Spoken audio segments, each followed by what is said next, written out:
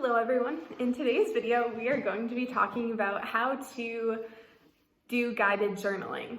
So today's teens face a lot of challenges like bullying, peer pressure, fitting in with social norms, keeping up with social media, navigating the virtual world, and staying safe online, maybe anxiety, depression, and other mental health problems. Although most teens will encounter one or more of these challenges, they will most likely not seek the help that they need to reach their goals and flourish as an individual. So, guided journaling can actually be a great way to work through these challenges and has both emotional and physical benefits.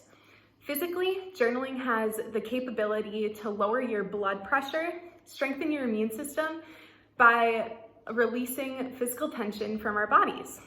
Emotionally, guided journaling can reduce anxiety, help develop a sense of self, release tension, and promote change and growth in the individual. In therapy settings, guided journaling can help treat post-traumatic stress disorder, anxiety, depression, obsessive-compulsive disorders, grief and loss, relationship issues, low self-esteem, and many more. But guided journaling practices can also be used just generally as a daily practice of self-help and self-respect. So even if you're not experiencing any of these challenges, guided journaling can also promote your mood and a more positive relationship with yourself and others. So today, I'm going to show you a few different methods or explain to you a few different methods of guided journaling, and you can feel free to try them out at home. All you need is a pen and a piece of paper or notebook. I would suggest having a notebook just so that you can look back on your journal entries in the future. So the first method we're going to talk about is guided journaling with photos.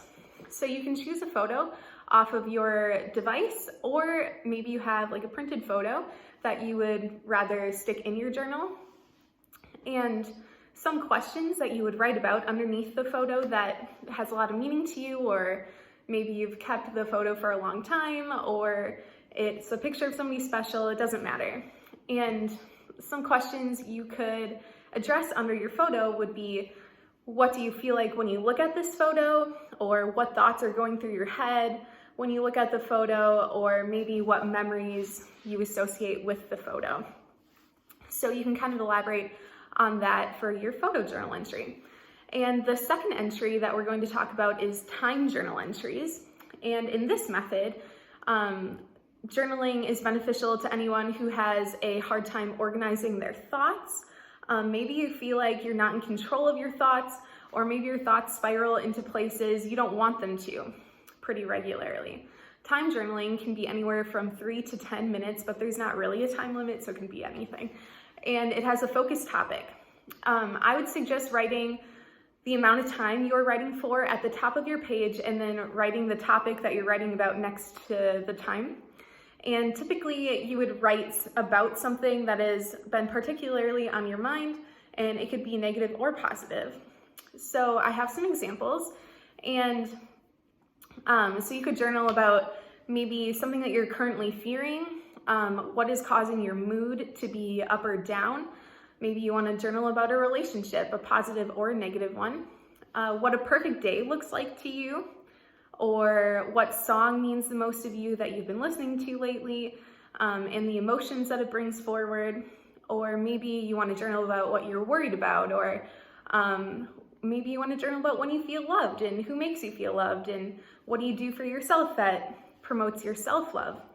Or you could journal about maybe 3 things or people that mean the most to you. The options are endless. You can really journal about anything. Just so that it gets off your mind, and on paper it really releases that tension in your body. And then the last guided journaling practice we're going to talk about is lists. And writing lists that focus on something specific can be a great way to get your thoughts out of your head and on paper in a quick and effective way.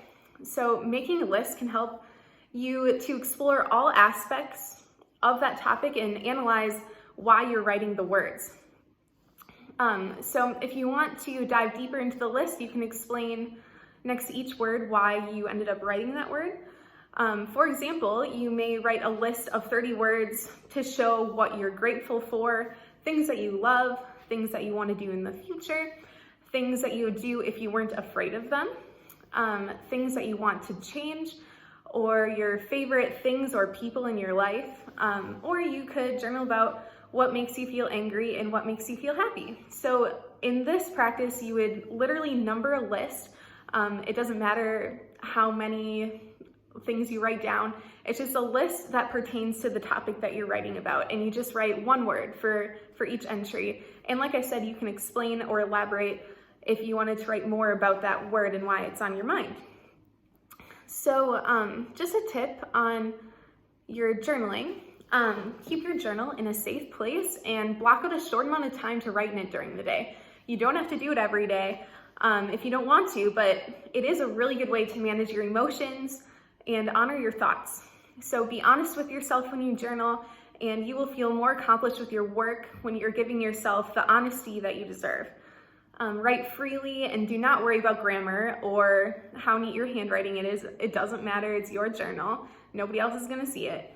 And keep your journal entries in a safe place, whether it's in a notebook or not, so that you can look back on that progress. So just keep it. Don't throw your entries away after you've written them. And looking back on your entries can offer a new perspective for the present, and it can also offer some inspiration for your future writing. So happy journaling.